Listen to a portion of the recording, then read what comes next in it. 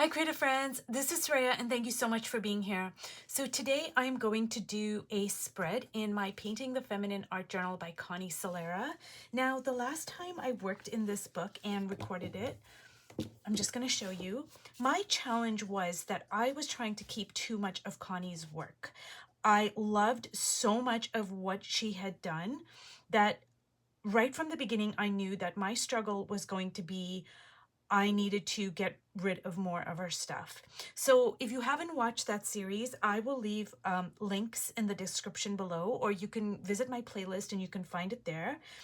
But now what I'm going to do is I am going to use a spread that's different from my visual language because normally these are not my colors. So what I'm going to do, the challenge this time is going to be where I do not cover up too much of Connie's work.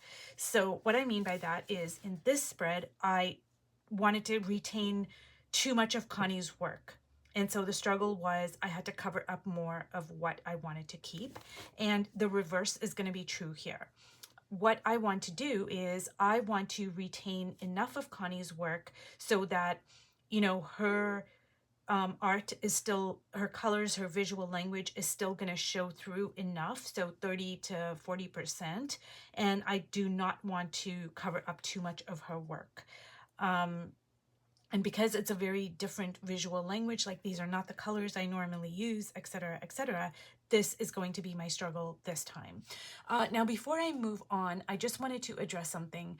The last time I made this video series, I received, I can't remember if it was one comment or a couple of comments where, you know, there was the issue of the price of this journal. So I believe that on Amazon, the price is about $70 to $75. And I completely understand that this might be way too much for for some folks to want to spend on an art journal. I actually paid about $120 for mine because I purchased it directly from Connie when she first released it, and and then there was shipping, etc. on top of that. I think I don't remember because it was quite a while ago. So I want to say I paid about $120 to $130 for my art journal, and for me, it's completely worth every penny. And I probably would have paid way more for this book because it's I know the value of this book for my art journey. But that being said, you do not have to use a book like, this specific book. You can thrift a book or you can repurpose a book that you already own and work with that. So let's just dive right in.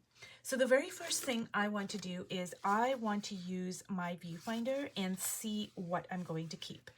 Now, while I love purple, it is a very difficult color for me to kind of balance out in my color palette with my own visual language. So that's why this is going to be such a challenge for me. So, while I love greens, this is a very neutralized green. So again, it's going to be difficult for me to work with these particular colors. But that's why it's so important for me to challenge myself because, I don't want to just work, like I'll show you another spread of Connie's that would be much easier for me to, say, work with. So for instance, okay, this spread right here, this is my jam right here because it's an orange and blue complementary color palette and I can work with this. Like, again, I would probably find it difficult to cover up enough of this spread because I would want to keep it. But with this spread, I want to cover up more than I should because, this is not my color palette instinctively. So, but I do love a lot of what is going on here. Like I love this part right here. And, I love that orange. And, I'm loving this part over here. And I absolutely love this, which is, I think, part of the original book because, Connie took a book and she repurposed that book into her art journal. And this is the original from that book because I have that book. It's called Colors. And then she turned her art journal into an art journal. So anyways, I just wanted to explain that. But So I'm loving a lot of this page and what's going on. But again, it is going to be a struggle for me because I don't generally gravitate towards these colors.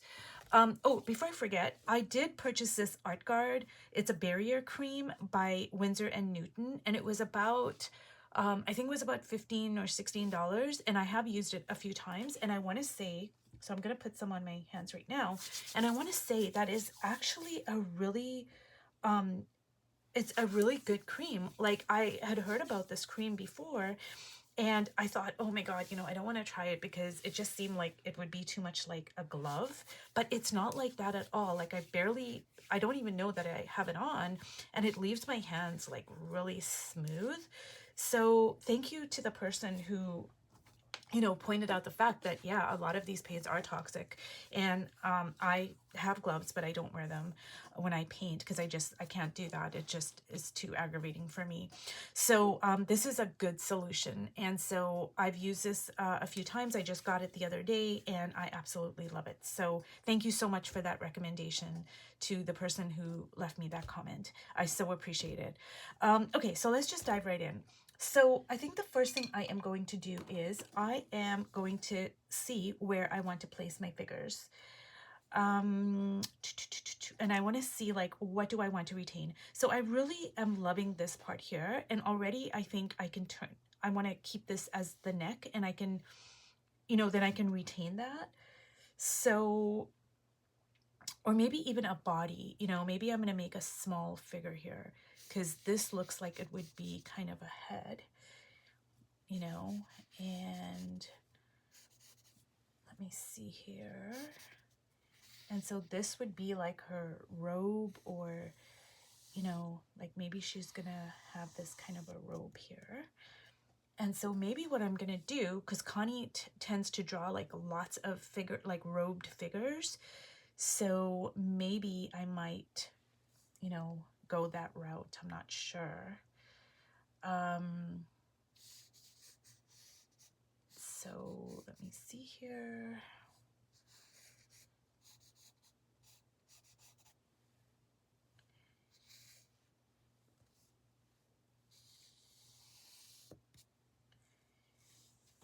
And I know that I want to keep this part right here. And again, my challenge is going to be my color palette, because while I love purples, it's just so hard for me to incorporate it into my particular, color palette. So I want to keep this part. And I don't know if I want to make a larger figure here, or if I want to still keep, this size of a figure going into this page. I don't know.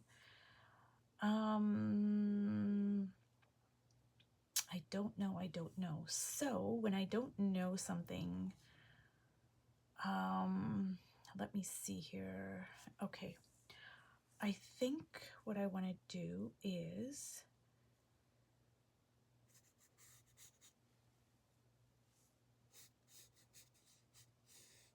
so I want there to be a relationship between the figure on this page and these figures. Like, I don't want them to be, I want it to read as like one spread. I don't want it to be two separate spreads, if that makes sense.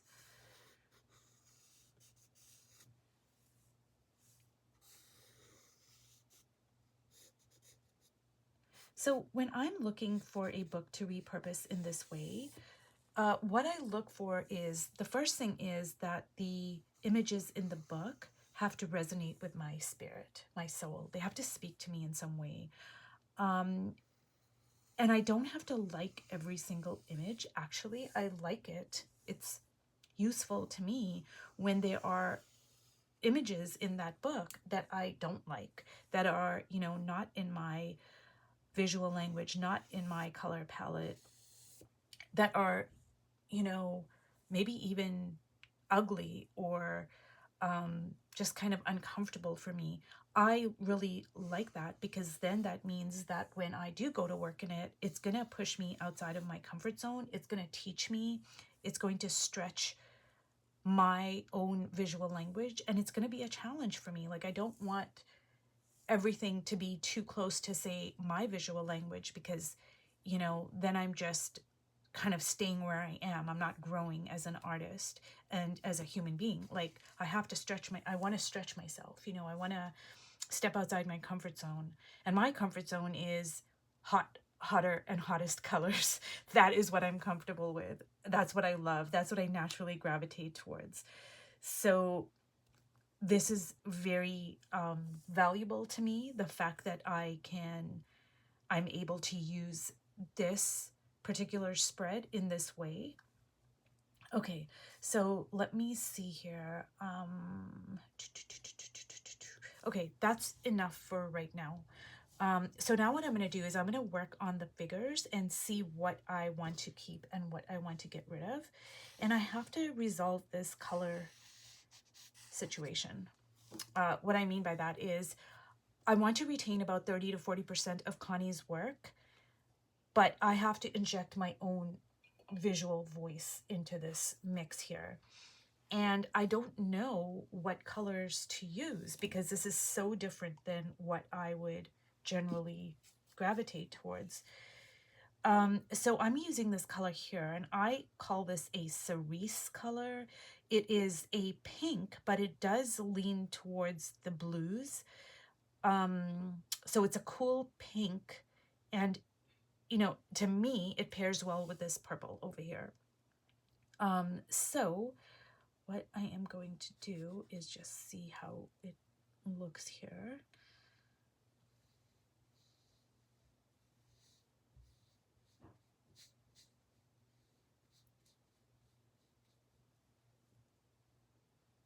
And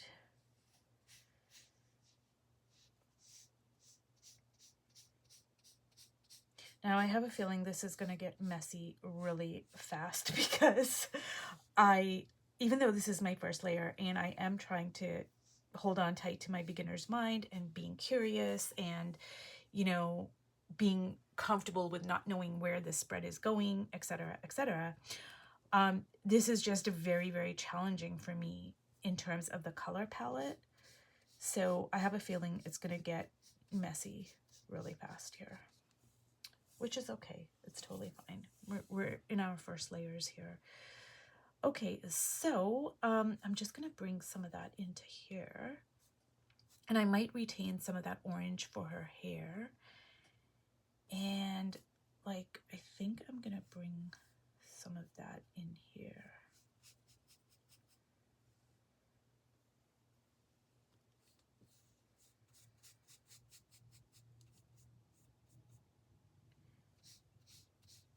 Okay.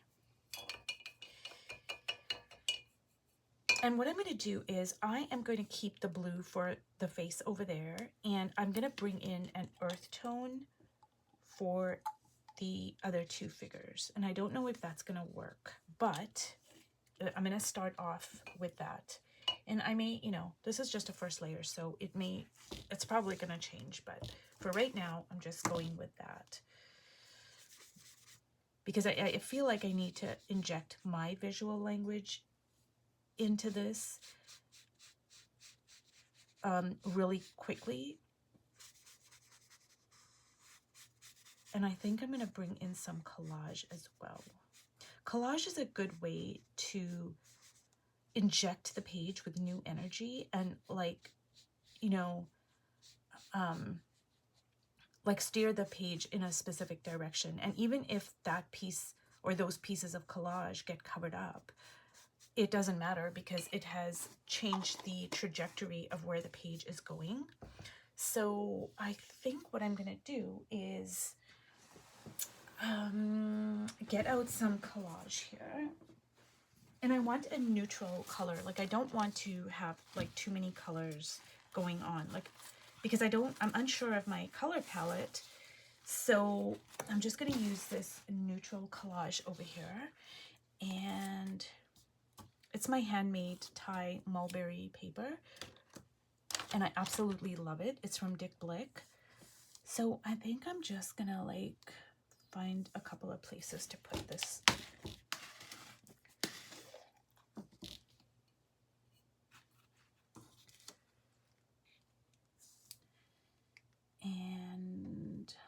see where I can put it. I think I'm going to put it right there.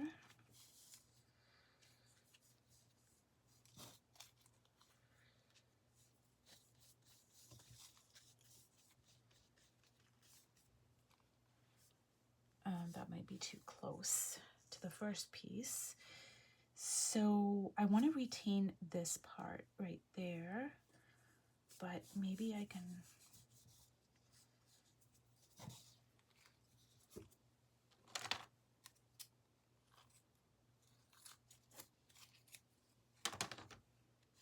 think I'm gonna put that right there.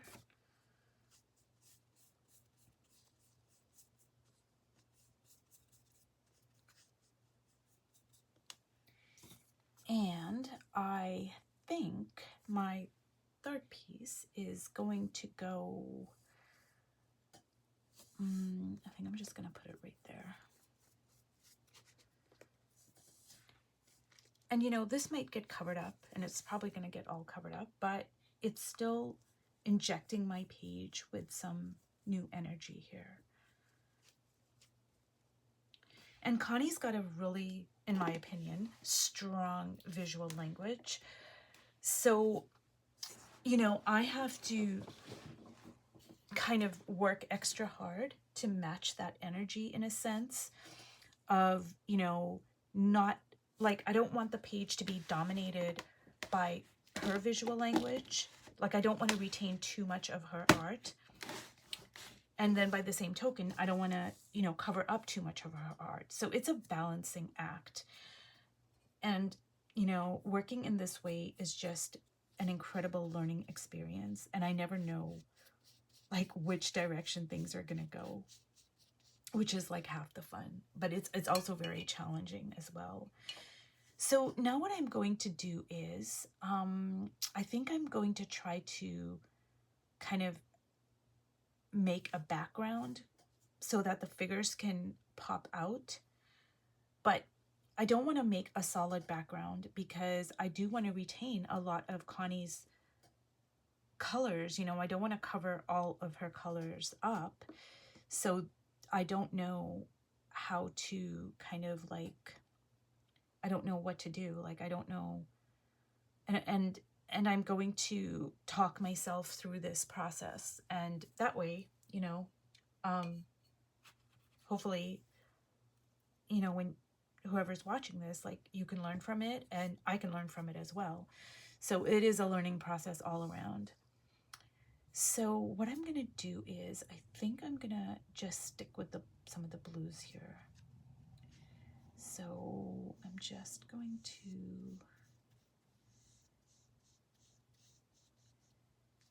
And I don't know how Connie does this because she is so masterful at having a background that is, you know, busy. And she also has figures and you can clearly see the figures. Whereas I generally tend to want to make the background like a solid color so the figures pop out. But, you know, she makes it look easy. It's really difficult to do that. And I am not anywhere as skilled at doing that as she is. So this is going to be challenging on many fronts for me. But that's, you know, that's exactly why I'm working on a book like this.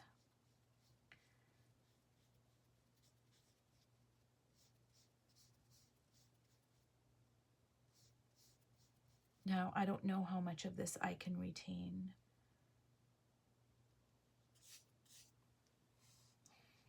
So I'm going to go over that.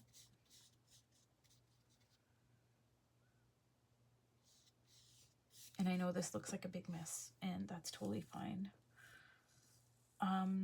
Okay, so I need to tone that down a bit there.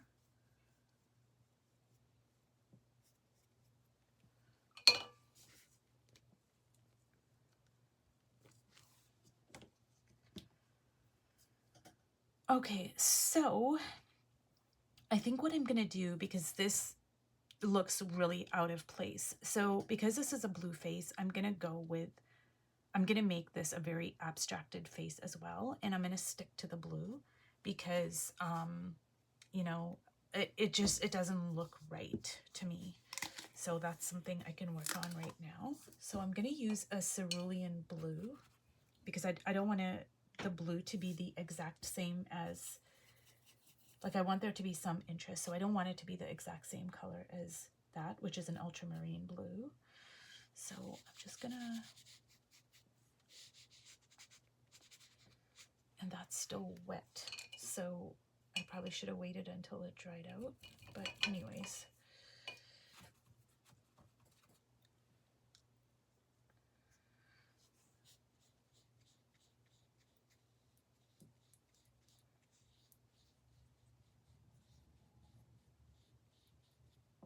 And I think I'm going to make this face a blue face as well, but maybe a darker blue.